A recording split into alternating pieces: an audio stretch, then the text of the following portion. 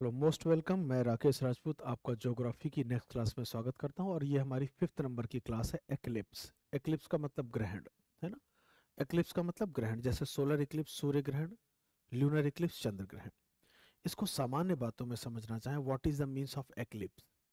Eclipse का सीधा सा मतलब हुआ कि अगर मुझे ये पेन दिखाई दे रहा है ना, इसका मतलब मेरे और पेन के बीच में कोई दूसरा ऑब्जेक्ट नहीं है।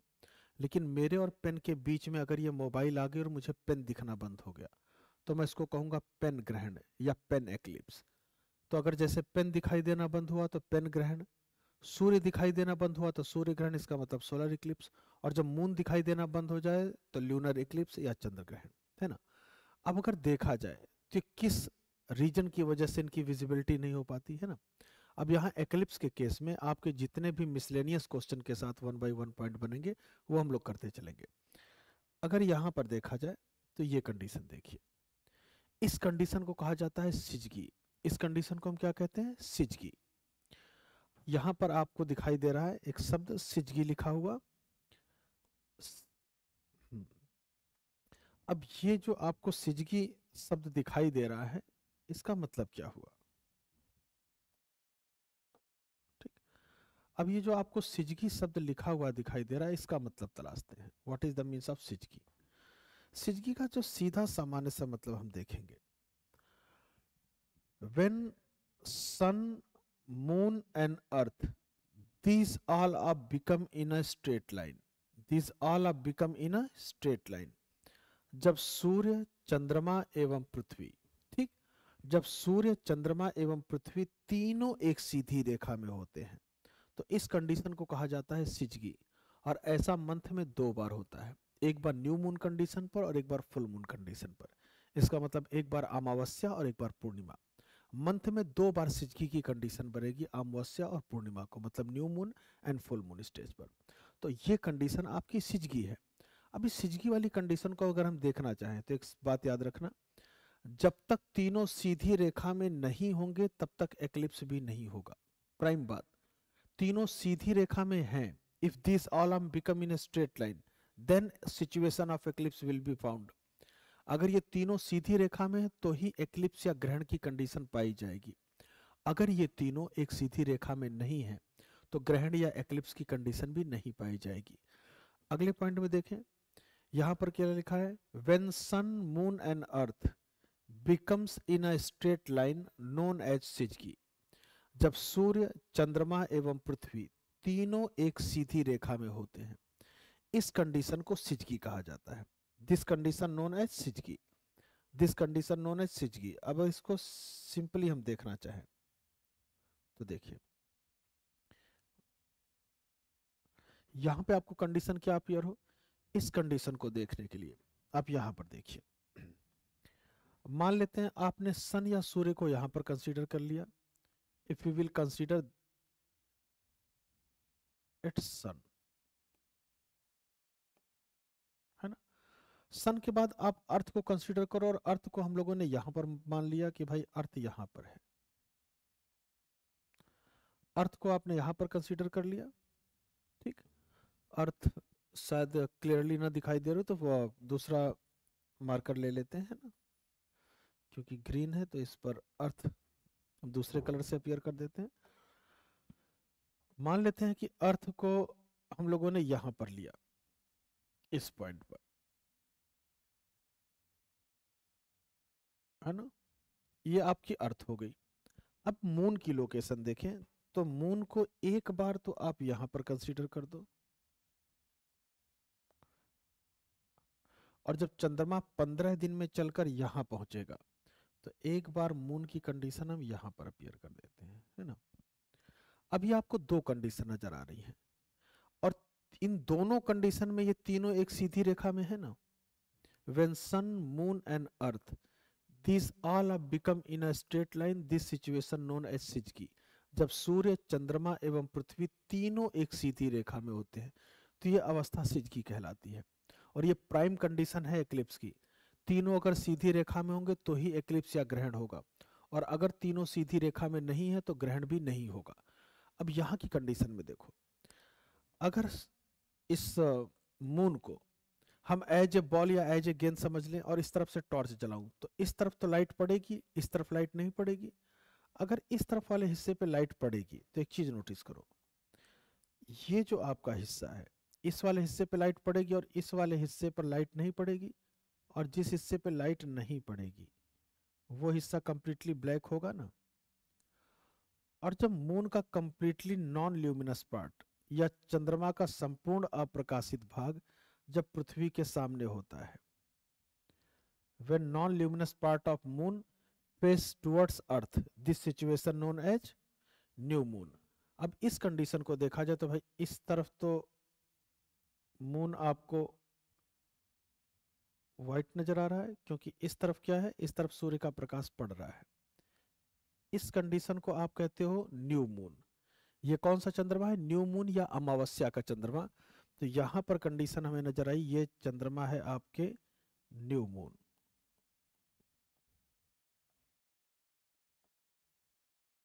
न्यू मून या अमावस्या। और अमावस्या के दिन कंप्लीटली रात ब्लैक होती है। और जब चंद्रमा यहां से चलकर यहां पहुंचा, और जब यहां पहुंचेगा तो यहां पर सिचुएशन क्या होगी, इस अकॉर्डिंग इस तरफ तो आपको चंद्रमा व्हाइट नजर आएगा, है ना। इसका मतलब when the luminous part of moon face towards अर्थ, जब चंद्रमा का संपूर्ण प्रकाशित भाग पृथ्वी के सामने होता है तो यह अवस्था कहलाती है पूर्णिमा। अब यहां पर आपको ये जो कंडीशन अपीयर होगी, इस तरफ नॉन ल्यूमिनस पार्ट होगा, ये वाला हिस्सा नॉन ल्यूमिनस पार्ट है, अपोजिट साइड, और इस वाले हिस्से में आपको ल्यूमिनस पार्ट नजर आ रहा है। तो यहां में जो आपको कंडीशन नजर आई, ठीक। अब इस कंडीशन को देखा जाए, इस कंडीशन को कहा जाता है फुल मून। फुल मून या पूर्णिमा या पूर्णिमा, ठीक। अब ये दो कंडीशन आपको नजर आ रही है, और यही दोनों कंडीशन सिजगी की हैं। यही दोनों कंडीशन किसकी हैं, सिजगी की। और ये दो कंडीशन बनती है एक न्यू मून और फुल मून कंडीशन पर, है ना। अब यहां पर अगर देखा जाए तो हमें दो बातें याद रखनी जब एक्लिप्स समझना चाहते हैं। याद रखना, जब तीनों सीधी रेखा में होंगे तो ही एक्लिप्स होगा, अगर तीनों सीधी रेखा में नहीं है तो एक्लिप्स नहीं होगा। जब तीनों सीधी रेखा में होंगे तो ही ग्रहण लगेगा, और तीनों सीधी रेखा में नहीं है तो ग्रहण नहीं होगा। अब यहां पर हमें दो शब्द ध्यान रखने, एक तो लाइट, लाइट या प्रकाश, और लाइट हमेशा सूर्य से जा रही है। और एक शब्द हमें ध्यान देना है, शैडो या छाया। दो शब्द हमें दिखाई दे रहे हैं। अगर लाइट होगी तो शैडो भी बनेगी। भाई अगर आप प्रकाश में खड़े हो तो आपकी शैडो या आपकी परछाई बनती है, शैडो, है ना। अब यहां पर दो बातें देखिए, यहां पर मून इन दोनों के बीच में है, तो यहां पर देखो, when moon comes between sun and earth, when moon comes between sun and earth, then sunlight cannot reach at earth and the shadow of moon impose at earth, this situation known as solar eclipse, this situation known as solar eclipse।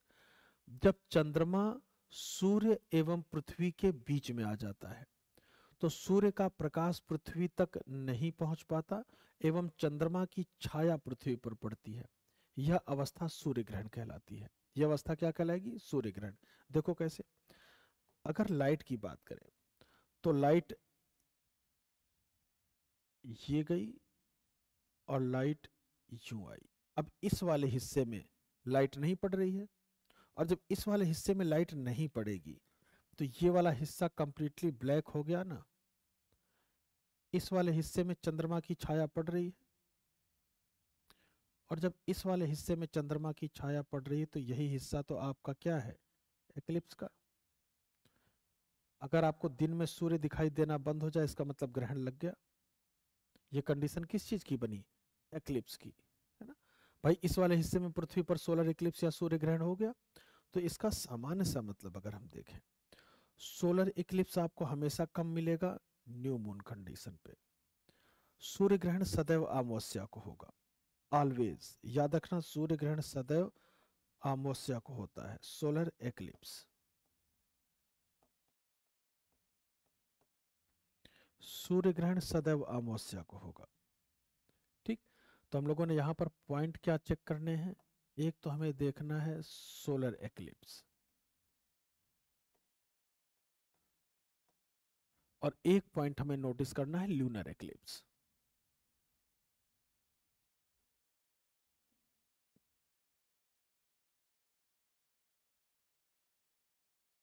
Lunar eclipse miss ये रहा चंद्र ग्रहण,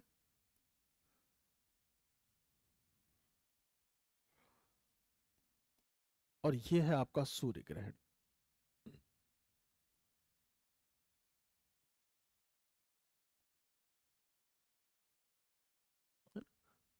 और ग्रहण कब होगा, जब तीनों सीधी रेखा में होंगे।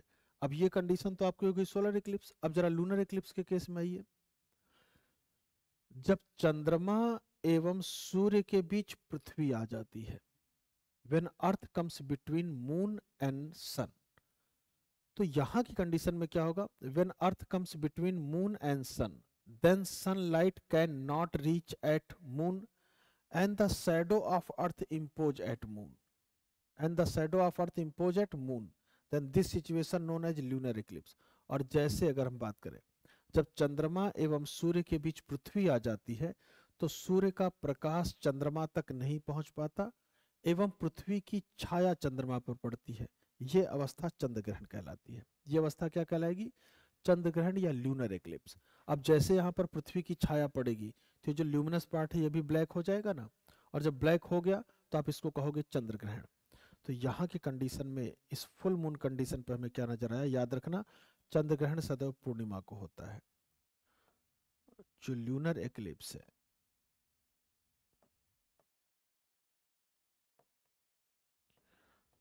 जो लूनर एक्लिप्स है, ये always becomes at full moon stage. चंद्र ग्रहण सदैव पूर्णिमा को होता है और सूर्य ग्रहण सदैव अमावस्या को होगा, या न्यू मून कंडीशन पर, है ना। अब अगर देखा जाए, एक बार चंद्रमा आपको यहाँ नजर आ रहा है मून लोकेशन, और एक बार मून की लोकेशन यहाँ पे, मतलब मून या चंद्रमा यहाँ से यहाँ तक आने में 15 दिन और फिर यहाँ से यहाँ आने में 15 दिन, तो ये टोटल एक सर्कल एक मंथ में कर रहा है ना। ठीक, 29.5 डेज है ना, ऑलमोस्ट। तो यहाँ के अगर केस में देखें, तो भाई यहाँ से यहाँ तक आया, फिर यहाँ से यहाँ तक आया है। अब देखो एक कंडीशन हम देखते हैं। अब इस कंडीशन को क्या कहें, देखो यहां से यहां तक मून इन दोनों के जब बीच में होता है, तो इस कंडीशन को कहा जाता है कंजक्शन।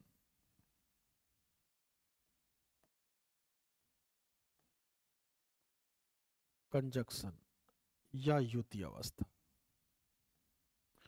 और जब मून यहां से चलकर यहां अपोजिट आ जाए, इसका मतलब अगर कोई ऑब्जेक्ट मेरे इस तरफ खड़ा है और यहां से चलकर यहां आ जाए, तो मैं इसको अपोजिट कहूंगा ना। इसका मतलब जब मून यहां पर आ गया, तो इस कंडीशन को कहा जाएगा अपोजिशन। अब अगर देखा जाए, तो ये कंडीशन क्या बनी,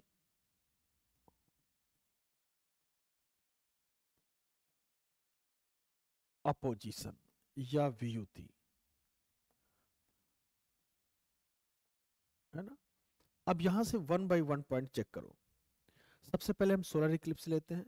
when moon comes between sun and earth, then sunlight can not reach at earth and the shadow of moon impose at earth, this situation known as solar eclipse. जब पृथ्वी एवं सूर्य के बीच चंद्रमा आ जाता है, तो सूर्य का प्रकाश पृथ्वी तक नहीं पहुंच पाता एवं चंद्रमा की छाया पृथ्वी पर पड़ती है, यह अवस्था सूर्य ग्रहण कहलाती है। और अगला पॉइंट क्या पड़ेगा, solar eclipse always found new moon stage. सूर्य ग्रहण सदैव अमावस्या को होता है। और अगले पॉइंट में, solar eclipse represent conjunction stage. सूर्य ग्रहण युति अवस्था को प्रदर्शित करता है। और सेम काम यहां पर आ जाइए, when earth comes between sun and moon, ठीक, when earth comes between sun and moon, then sunlight cannot reach at moon and the shadow of earth impose at moon, this situation known as lunar eclipse। जब चंद्रमा एवं सूर्य के बीच पृथ्वी आ जाती है तो सूर्य का प्रकाश पृथ्वी तक नहीं पहुंच पाता एवं पृथ्वी की छाया चंद्रमा पर पड़ती है। यह अवस्था चंद्र ग्रहण कहलाती है। अगला पॉइंट क्या बनेगा? Lunar eclipse always found full moon stage. चंद्र ग्रहण सदैव पूर्णिमा को होता है। और अगला पॉइंट क्या बनेगा? Lunar eclipse represent opposition stage. चंद्र ग्रहण वियुति अवस्था को प्रदर्शित करता है ना। ये जो हम लोगों ने पॉइंट्स देखे, अब इन पॉइंट्स को अगर हम इससे नोटिस करना चाहें तो हमें कितने पॉइंट्स दिखाई देंगे? देखिए यहां के केस में आ जाइए। ये आपका जो पॉइंट दिखाई दे रहा है, when sun moon and earth becomes in a straight line known as syzygy. जब सूर्य, चंद्रमा एवं पृथ्वी तीनों एक सीधी रेखा में होते हैं तो इस अवस्था को कहा जाता है syzygy. When sun moon and earth these all are become in a straight line known as syzygy. जब सूर्य, चंद्रमा एवं पृथ्वी तीनों एक सीधी रेखा में होते हैं तो इस अवस्था को सिजकी कहा जाता है। इस अवस्था को क्या कहा जाता है? सिजकी।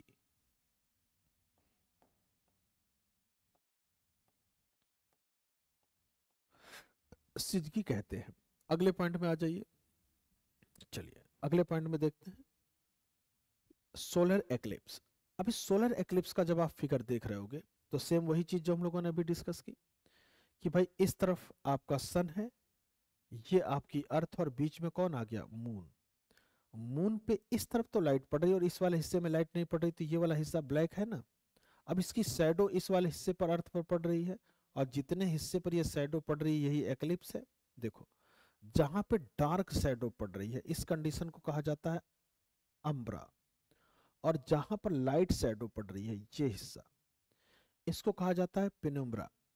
अब यहां पर देखा जाए जहां पे डार्क शैडो पड़ रही है ये टोटल एक्लिप्स है, पूर्ण सूर्य ग्रहण।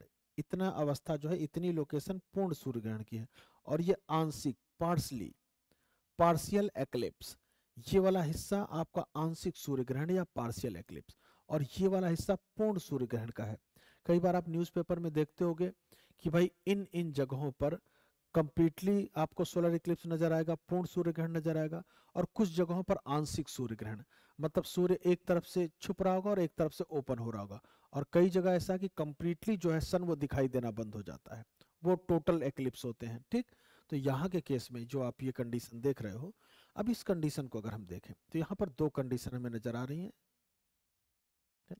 और ये जो अम्ब्रा कंडीशन है ये अपीयर करेगी आपके टोटल सोलर इक्लिप्स को, और ये पार्शियल सोलर इक्लिप्स को। अब इसको अगर एज ए डिफिनीशन हम देखना चाहें तो एज ए डिफिनीशन में आ जाइए। यहां पर आपको डिफिनीशन में क्या अपीयर हो रहा है? When the moon comes between, ठीक, यहां पर जो आपको पॉइंट नजर आ रहा है, when the moon comes between sun and earth and sunlight can not reach at earth and shadow of moon impose at earth, this situation known as solar eclipse, this situation known as solar eclipse। जब सूर्य एवं पृथ्वी के मध्य चंद्रमा आ जाता है तो सूर्य का प्रकाश पृथ्वी तक नहीं पहुंच पाता तथा चंद्रमा की छाया पृथ्वी पर पड़ती है। यह अवस्था सूर्य ग्रहण कहलाती है। This situation known as solar eclipse. Confirm? तो ये हमारी डिफिनीशन है आपके सोलर इक्लिप्स की या सूर्य ग्रहण की। और अगले पॉइंट पे चले। पर अगले पॉइंट में सोलर इक्लिप्स हमेशा कब होगा? हमेशा हमने देखा कि न्यू मून कंडीशन या अमावस्या को होगा। तो अगले पॉइंट में आइए। अगले पॉइंट में ये नजर आ रहा है solar eclipse represent conjunction stage. सूर्य ग्रहण युति अवस्था को प्रदर्शित करता है। Solar eclipse represent conjunction stage. अगर कंजक्शन स्टेज याद ना हो तो अभी हम लोगों ने देखो यहाँ पर डिस्कस किया था ना कि कंजक्शन स्टेज, ये स्टेज क्या है? कंजक्शन। किस दिन होगी? आपकी न्यू मून कंडीशन पर, है ना, न्यू मून कंडीशन पर। तो यही आपकी कंजक्शन स्टेज है। Solar eclipse represent conjunction stage and lunar eclipse represent opposition stage. तो यहां पर ये जो आपकी लाइन दिखाई दे रही है, solar eclipse represent conjunction stage, सूर्य ग्रहण युति अवस्था को प्रदर्शित करता है, युति अवस्था को प्रदर्शित करता है। और अगले पॉइंट पर आइए। अगले पॉइंट में हमें यहाँ पर यह दिखाई दे रहा है solar eclipse always becomes new moon stage. सूर्य ग्रहण सदैव अमावस्या को होता है, अमावस्या को या न्यू मून कंडीशन पर। तो यहां पर आपको कंडीशन क्या नजर आई, न्यू मून या अमावस्या का चांद होगा जिस दिन solar eclipse will be found. अगले पॉइंट पे चले, ल्यूनर एक्लिप्स या चंद्र ग्रहण। चंद्र ग्रहण के केस में आपको जो फिगर अपीयर हो रहा है, यहां के केस में आप देखिए ल्यूनर एक्लिप्स में या चंद्र ग्रहण, ये आपका मून है और ये अर्थ, सॉरी सन। मून और सन के बीच में कौन आ गया, अर्थ। तो यहां पर हम क्या कह रहे थे, when earth comes between moon and sun then sunlight can not reach and moon and the shadow of earth impose at moon, this situation known as lunar eclipse, this situation known as lunar eclipse. अब यहाँ के condition में देखा जाए तो भाई ये आपकी कंडीशन अपीयर हो रही है चंद्र ग्रहण की, और यहाँ पर भी जो जो डार्क शैडो बन रही है वो अम्ब्रा है, और जो लाइट शैडो ये वाला हिस्सा है, ठीक, इस लाइट वाले शैडो को कहा जाता है पेनम्ब्रा। तो ये आपका टोटल एक्लिप्स या पूर्ण चंद्र ग्रहण की कंडीशन को अपीयर कर रहा है। अगले पॉइंट में चले आइए, देखिए ये आपकी डिफिनीशन है, जो अभी हम लोग डिफिनीशन कह रहे थे, इस डिफिनीशन के अकॉर्डिंग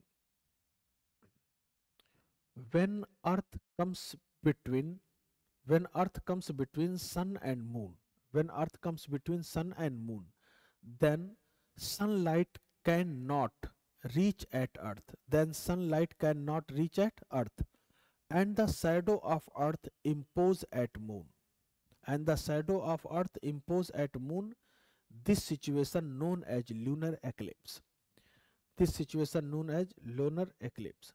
जब चंद्रमा एवं सूर्य के मध्य पृथ्वी आ जाती है, तब सूर्य का प्रकाश चंद्रमा तक नहीं पहुंच पाता तथा पृथ्वी की छाया चंद्रमा पर पड़ती है। यह अवस्था चंद्र ग्रहण कहलाती है, यह अवस्था चंद्र ग्रहण कहलाती है। और चंद्र ग्रहण दो कंडीशन अपीयर करेगा, एक तो अपोजिशन की और दूसरी आपकी फुल मून स्टेज को। अब इन दोनों कंडीशन को देखें, ठीक, यहाँ पे पॉइंट क्या लिखा है, पहला पॉइंट आपका लिखा है lunar eclipse represent opposition stage. चंद्र ग्रहण व्युति अवस्था को प्रदर्शित करता है। अभी हम लोगों ने फिगर देखा था कि कंजक्शन और अपोजिशन क्या है, देन यहां पर हम कह सकते हैं lunar eclipse represent opposition stage. चंद्र ग्रहण व्युति अवस्था को प्रदर्शित करता है, ठीक। अगले पॉइंट में lunar eclipse always becomes full moon stage. चंद्र ग्रहण सदैव पूर्णिमा को होता है। चंद्र ग्रहण सदैव कब होगा, पूर्णिमा को, और सूर्य ग्रहण सदैव कब होगा, अमावस्या को, ठीक। तो ये आपके लूनर इक्लिप्स और सोलर इक्लिप्स के केस में था। अगले पॉइंट में अगर देखें, देखिए अगले पॉइंट में आपको फिगर पे ही चलना पड़ेगा। फिगर के अकॉर्डिंग अगर हम देखें, ये जो फिगर हम लोगों ने किया था, अगर सामान्यतः देखें तो एक मंथ में एक अमावस्या और एक पूर्णिमा, तो एक साल में अगर एक मंथ में एक अमावस्या है तो एक साल में 12 अमावस्या होंगी और 12 पूर्णिमा होंगी, है ना। तो टोटल कितने हो गए, 24। अमावस्या और पूर्णिमा को जोड़ दें तो एक जनरली क्या आ गया, 24। अब अगर इस अकॉर्डिंग देखा जाए, if solar eclipse will found every new moon stage, यदि प्रत्येक अमावस्या को सूर्य ग्रहण होता और प्रत्येक पूर्णिमा को चंद्र ग्रहण होता, तो टोटल ग्रहण की संख्या कितनी हो जाती, 24। लेकिन ऐसा हुआ तो नहीं, ठीक भाई। प्रत्येक अमावस्या एवं प्रत्येक पूर्णिमा को ग्रहण नहीं होता। Eclipse will not found every new moon and full moon stage, eclipse will not found every new moon and full moon stage. प्रत्येक अमावस्या एवं पूर्णिमा को ग्रहण नहीं होता। क्यों नहीं होता, उसकी एक वजह है। जैसे अर्थ अपने एक्सिस पर 23.5 डिग्री यूं बेंट है, वैसे मून अपने एक्सिस पर 5 डिग्री बेंट है, और इस 5 डिग्री बेंट होने की वजह से लाइट यूं चली आती है। इसलिए हर न्यू मून, हर अमावस्या और हर फुल मून, हर पूर्णिमा को ग्रहण नहीं लगते। अगर ये मून 5 डिग्री बेंट ना होता तो हर अमावस्या को सूर्य ग्रहण होता और हर पूर्णिमा को चंद्र ग्रहण होता, ठीक। Then eclipse will be found every new moon and full moon stage. नहीं हुआ उसका एक reason, because moon bent 5 degree at their axis. आपको क्या दिखाई दिया कि जो मून है वो 5 डिग्री टिल्ट है अपनी एक्सिस पर 5 डिग्री, टिल्ट है अपनी एक्सिस पर, मतलब अपने अक्ष पर 5 डिग्री चंद्रमा झुका हुआ है। ठीक, ये आपको दिखाई दिया। तो इसका मतलब अगर सोलर इक्लिप्स और लूनर इक्लिप्स मतलब सूर्य ग्रहण और चंद्र ग्रहण दोनों को ऐड कर दे तो ग्रहण की संख्या कितनी हो सकती है? अगर 24 नहीं होगी तो इसका मतलब 7 या 8, 7 या 8।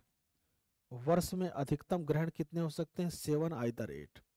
अगर 7 आइदर 8 हो रहे हैं तो एक बात याद रखना, तो इसमें जो सोलर इक्लिप्स है इनकी संख्या अधिकतम मैक्सिमम हो सकती है 5 इन 1 ईयर। एक वर्ष में सूर्य ग्रहण की अधिकतम संख्या कितनी हो सकती है? 5। तो रिमेन कितने बचे? 2 आइदर 3, क्योंकि 7 या 8 लिख रखा है। तो जो 2 या 3 बचे वो क्या हो जाएंगे? Lunar Eclipse. ठीक, तो या तो ल्यूनर इक्लिप्स 2 हो, ठीक, 2 या 3, ये आपको लूनर इक्लिप्स की कंडीशन नजर आ रही है। ये मैक्सिमम है, हो सकता है कि 5 की जगह 4 ही हो जाए, है ना, ये भी तो हो सकता है। ये maximum number of solar Eclipse in 1 year.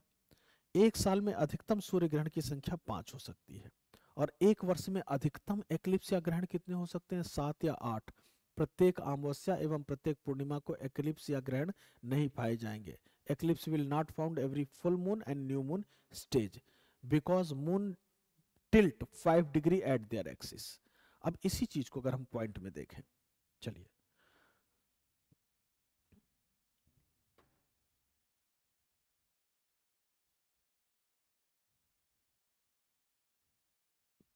चलिए अब इस वाले पॉइंट पर देखिए, इसी को हम लोग डिस्कस कर रहे थे।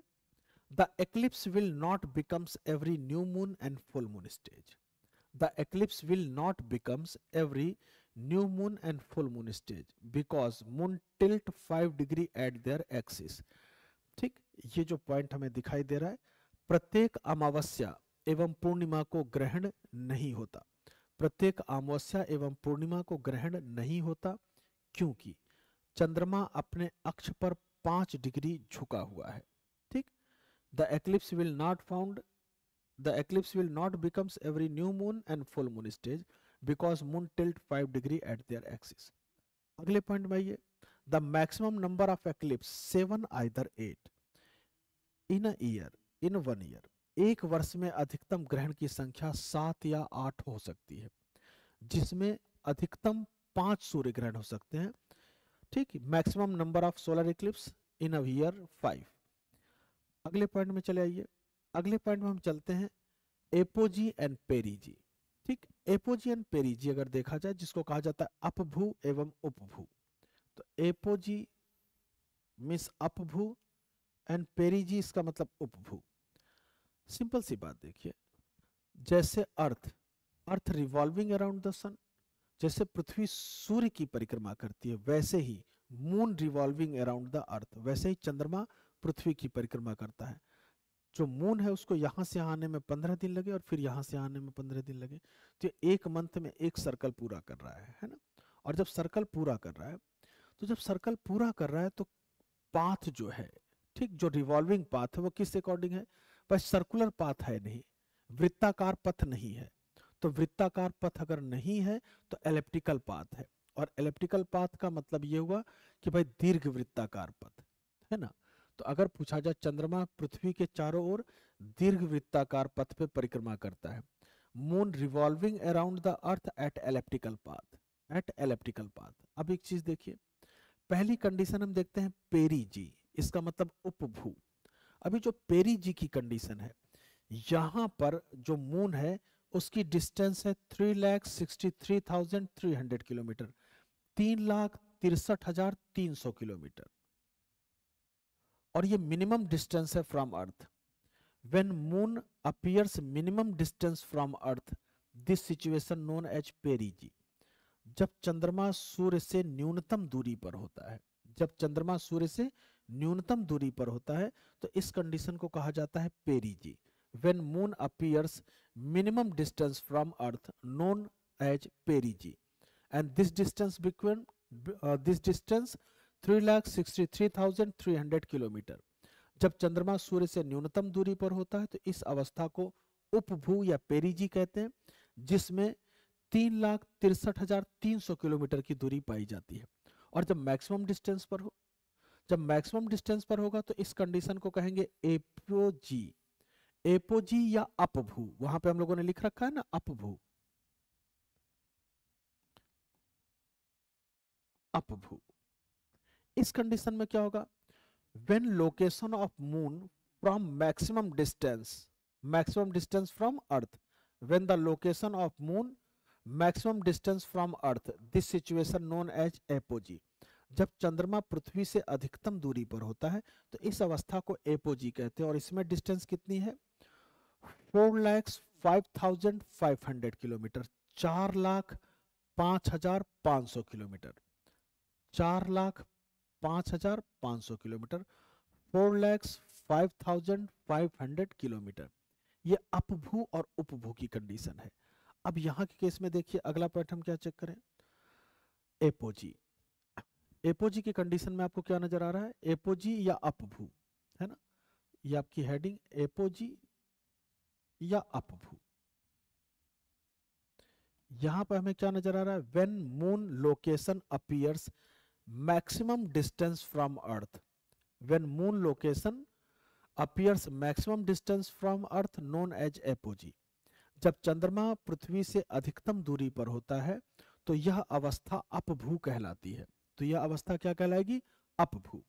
और अगले पॉइंट में आइए, पेरीजी। अगली जो आपकी हेडिंग है पेरीजी, इसी चीज को अभी हम लोगों ने फिगर में देखा था, या उपभू।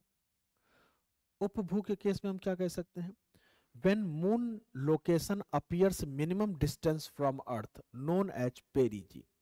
जब चंद्रमा पृथ्वी से न्यूनतम दूरी पर होता है यह अवस्था उपभू कहलाती है। when moon location appears minimum distance from earth known as perigee, known as perigee।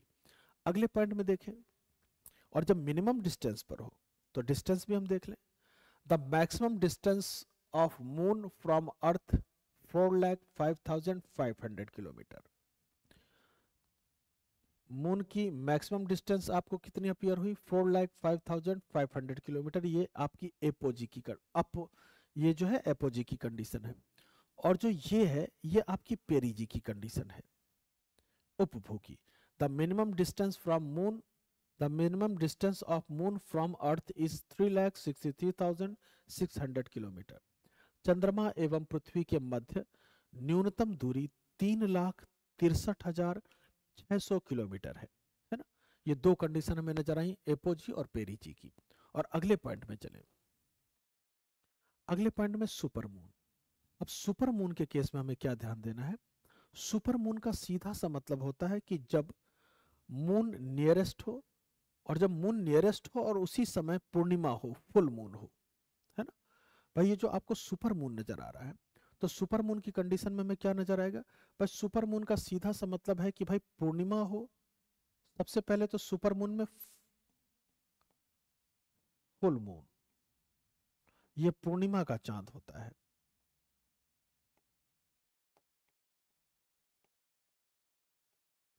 दूसरी बात, ये पूर्णिमा कब होती है, जब सन नियरेस्ट हो, जब सन क्या हो, सॉरी, जब मून अर्थ के नियरेस्ट हो। अब इस कंडीशन को हम देखना चाहें कि what is the means of super moon. Super moon वाली कंडीशन में जो आप डिफिनीशन देखेंगे, सुपर मून की कंडीशन में आपको डिफिनीशन नजर आएगी, a super moon is a full moon with perigee condition and appears larger than usual. ठीक, अब इस कंडीशन को अभी हम लोगों ने एपोजी और पेरीजी डिस्कस किया था, है ना। सुपर मून उपभू अवस्था के साथ पूर्णिमा का चंद्रमा होता है, ठीक, मतलब नियरेस्ट है अर्थ के और उसी दिन फुल मून या पूर्णिमा है। सुपर मून उपभू अवस्था के साथ पूर्णिमा का चंद्रमा होता है जिसमें चंद्रमा का आकार सामान्य से बड़ा दिखाई देता है, ठीक। A super moon is a full moon with perigee condition and appears larger than usual. अगले पॉइंट में चलाइए, रेड मून। अगली कंडीशन आपको क्या नजर आ रही है, रेड मून या लाल चंद्रमा, ठीक। इस रेड मून को ब्लड मून भी कहा जाता है। इस रेड मून को आप क्या कहते हो, ब्लड मून भी आप कहते हो।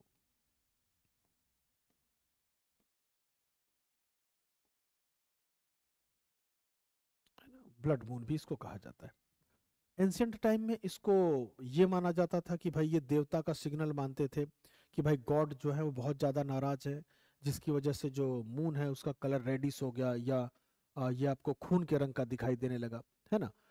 तो यहाँ के केस में अगर देखें, अगर इसकी वजह से क्या होता है, इसका सामान्य बात यह है कि भाई जब सनलाइट अर्थ के एटमॉस्फेयर से होकर गुजरे, है ना, और जब सनलाइट अर्थ के एटमॉस्फेयर या वायुमंडल से होकर गुजरे और चंद्रमा तक पहुंचे, ठीक, तो अगर देखोगे तो रेड कलर की जो लाइट है उसकी वेवलेंथ सबसे बड़ी होती है, उसकी वेवलेंथ सबसे बड़ी है। और जब वेवलेंथ सबसे बड़ी है तो उसका रिफ्रैक्शन सबसे कम होगा, उसका अपवर्तन सबसे कम होगा, है ना। और जब सबसे कम रिफ्रैक्शन होगा और वो जब लाइट मून पर पड़ती है, then it's become in reddish colour, then it's become in reddish colour. तो ये जो आपकी रेड मून की कंडीशन है, और रेड मून की कंडीशन में आप यहां पर क्या लिख सकते हैं, देखिए, a red moon also known as blood moon is a total lunar eclipse. यहां पर दो बात याद रखना, red moon also known as blood moon, it's a total lunar eclipse, ये पूर्ण चंद्र ग्रहण होता है, that occurs when earth passes between the sun and moon blocking sunlight from reaching the moon। लाल चंद्रमा जिसे ब्लड मून भी कहा जाता है, यह तब दिखता है जब चंद्रमा पर पूर्ण चंद्र ग्रहण होता है और पृथ्वी बीच में आ गई हो। और अगला पॉइंट अगर हम कहें तो पृथ्वी के वायुमंडल से होकर सनलाइट जब मून तक पहुंचती है, ठीक, और जब मून तक पहुंचेगी तो इसमें अगर देखा जाए तो जो रेडिश कलर है, जो रेड कलर की लाइट है, उसकी वेवलेंथ सबसे बड़ी होगी। और जब ये लाइट उस पर पड़ेगी, क्योंकि सबसे कम ये रिफ्लेक्ट हुई है, सबसे कम इसका रिफ्रैक्शन है, इस वजह से जो मून का कलर है वो रेडिश आपको अपीयर होना शुरू हो जाएगा। तो यहाँ के केस में हमें देखें अगला पॉइंट, चंद्र ग्रहण के दौरान पृथ्वी सूर्य एवं चंद्रमा के बीच आ जाती है और चंद्रमा पर पड़ने वाली सूरज की रोशनी को रोकती है, जबकि कुछ प्रकाश चंद्रमा तक पृथ्वी के वायुमंडल से होकर पहुंचता है, जिसके कारण यह लाल दिखाई देती है ना। अगले पॉइंट में चलिए, ब्लू मून, जो अगली कंडीशन आपको दिखाई दे रही है इसको हम कहते हैं ब्लू मून या नीला चंद्रमा। और ये ब्लू मून की कंडीशन कब बनेगी, ब्लू मून की कंडीशन अगर देखा जाए तो नॉर्मली हम अंडर 1 ईयर, एक साल में 12 पूर्णिमा मानते हैं, there are total 12 full moon in a year. अगर किसी मंथ में एक एक्स्ट्रा फुल मून हो जाए, जैसे 1 तारीख को तो पूर्णिमा पड़ी थी और 30 दिन में सर्कल पूरा हो रहा है, फिर 31 को या 31 तारीख को भी पूर्णिमा हो जाए तो एक मंथ में 2 पूर्णिमा हो गई है ना। एक मंथ में अगर 2 पूर्णिमा है तो ये एक्सेस है ना, अतिरिक्त। तो होनी तो चाहिए साल में, साल में अगर 12 पूर्णिमा हो रही है और एक अतिरिक्त हो जाए तो साल में कितनी पूर्णिमा हो गई, 13। और जिस मंथ में 2 पूर्णिमा हो, जिस मंथ में 2 पूर्णिमा हो, 2 बार फुल मून हो, तो जो सेकंड फुल मून है वही आपका सुपर मून होता है। सेकंड फुल मून ही क्या होता है, सुपर मून। इसको एक कंडीशन से और अपीयर किया जाता है, अगर आप 3 मंथ के 4 स्लॉट बनाओ, अब इन 3 मंथ को ऐड कर दोगे 12 मंथ हो जाएंगे ना, है ना। इसका मतलब इस 3 मंथ पे हम एक एक सीजन काउंट करेंगे। होने तो 3 मंथ में 3 फुल मून, यहाँ पर फुल मून होने चाहिए थे, 3 मंथ में 3 पूर्णिमा, 3 मंथ में 3 फुल मून, 3 मंथ में 3 पूर्णिमा, 3 मंथ में 3 पूर्णिमा, होना तो ऐसा चाहिए था। लेकिन इस सीजन में एक एक्सेस हो गई और पूर्णिमा कितनी हो गई, 4। और अगर 4 पूर्णिमा हो गई, ठीक, तो जो तीसरी पूर्णिमा है, इन 4 पूर्णिमाओं में जो तीसरी पूर्णिमा होगी वही आपकी क्या होती है, ब्लू मून। तो इस कंडीशन से भी कह सकते हो। तो ये तो मंथ के अकॉर्डिंग हो गई, है ना। एक मंथ में यदि 2 पूर्णिमा है तो दूसरी पूर्णिमा ही आपकी ब्लू मून होती है। वैसे अगर एक सीजन की बात करें तो एक सीजन में जो तीसरी पूर्णिमा है, थर्ड, जो थर्ड फुल मून है वही आपका क्या है, ब्लू मून। 2 कंडीशन यहां पर हम लोगों ने अपीयरेंस में देखी। अब इस चीज को अगर हम देखें कि रिटर्न में आपका फुल मून किस अकॉर्डिंग करें, चलिए, जो फुल मून की कंडीशन हम देखेंगे यहां पर, जो फुल मून किस कंडीशन में ब्लू मून कहलाता है, चलिए, blue moon also known as extra full moon, normally there are 12 full moon in a year, if there are 13 full moon in a year known as blue moon. Blue moon को अतिरिक्त पूर्णिमा कहा जाता है। सामान्य तौर पर एक वर्ष में 12 पूर्णिमा के स्थान पर यदि 13 पूर्णिमा होती है तो ब्लू मून की घटना प्रत्येक 2 या 3 वर्ष में होती है ना। तो पहली बात ये याद रखना कि जो अतिरिक्त जो एक्स्ट्रा फुल मून है यही आपका ब्लू मून है, और ये 2 या 3 वर्ष में एक बार आपको ब्लू मून की कंडीशन अपीयर होगी। अगले पॉइंट में देखते हैं, चलिए। Blue moon refers either to the presence of a second full moon in a calendar month, एक मंथ में जो दूसरी पूर्णिमा होगी। पहली लाइन यही आपको अपियर करनी चाह रही है कि एक मंथ में जो दूसरी फुल मून कंडीशन है, एक मंथ की जो दूसरी पूर्णिमा है वही आपकी ब्लू मून है। तो पहली लाइन करिए, a blue moon refers either to the presence of a second full moon in a calendar month, second full moon in a calendar month, to the third full moon in a seasonal, जो third full moon होगा in a season containing 4, एक season में जहां 4 पूर्णिमा मिल जाए तो तीसरी पूर्णिमा होगी वो आपकी ब्लू मून हो जाती है। ब्लू मून एक ऋतु की 4 पूर्णिमाओं में तीसरी, 4 पूर्णिमाओं में तीसरी, एक सीजन में एक ऋतु में जो तीसरी पूर्णिमा होगी, या फिर एक मंथ या एक कैलेंडर के अनुसार एक महीने की दूसरी पूर्णिमा का चांद होता है। ठीक, तो यहां के केस में हम लोगों ने ये देखा कि what is the means of blue moon. ठीक, ब्लू मून के बाद इसके बाद हम लोगों ने इसके पहले जो इंफॉर्मेशन देखी थी वो आपकी थी रेड मून की, है ना, या ब्लड मून की। और ब्लड मून से पहले जो हम लोगों ने कंडीशन देखी थी वो थी आपकी सुपर मून की। वो कंडीशन किसकी थी? सुपर मून, और सुपर मून भी फुल मून है। रेड मून क्या था? Red moon total lunar eclipse था, पूर्ण चंद्र ग्रहण। ठीक, सुपर मून के पहले हम लोगों ने जो एक एक पॉइंट किया, एक कंडीशन हम लोगों ने चेक की थी एपोजी एंड पेरिजी। ठीक, एपोजी और पेरिजी मतलब उपभू और अपभू। यहां पर हमें लोकेशन देखनी थी कि मून की लोकेशन है कहां जब ये एलिप्टिकल शेप पर है, तो एक बार नियरेस्ट होगा और एक बार मैक्सिमम डिस्टेंस पर होगा। ठीक, और इसके पहले हम लोगों ने देखा था ल्यूनर इक्लिप्स या चंद्र ग्रहण। चंद्र ग्रहण के केस के पहले, ठीक, हम लोगों ने पॉइंट चेक किया था आपका सोलर इक्लिप्स। ल्यूनर इक्लिप्स के पहले आपका सोलर इक्लिप्स, है ना। सोलर इक्लिप्स भी हमने किया, इसके सारे पॉइंट लिखे। और इसके बाद हम लोगों ने कंडीशन एक देखी थी आपकी सिजकी की। और याद रखना, अगर तीनों सीधी रेखा में है तो ही एक्लिप्स होगा, और अगर तीनों सीधी रेखा में नहीं है तो एक्लिप्स नहीं होगा। और जब तीनों एक सीधी रेखा में हो, in a straight line, then this situation known as syzygy. तो आज हम लोगों ने चैप्टर आपका किया, आज आपका चैप्टर कंप्लीटली सोलर एक्लिप्स के साथ, है ना। जो आपका टोटल सोलर एक्लिप्स के साथ हम लोगों ने जो चैप्टर फिनिश किया वो आपका चैप्टर था एक्लिप्स या ग्रहण। तो आज के लिए इतना ही, रिमेन थिंग्स कल फिर मिलते हैं।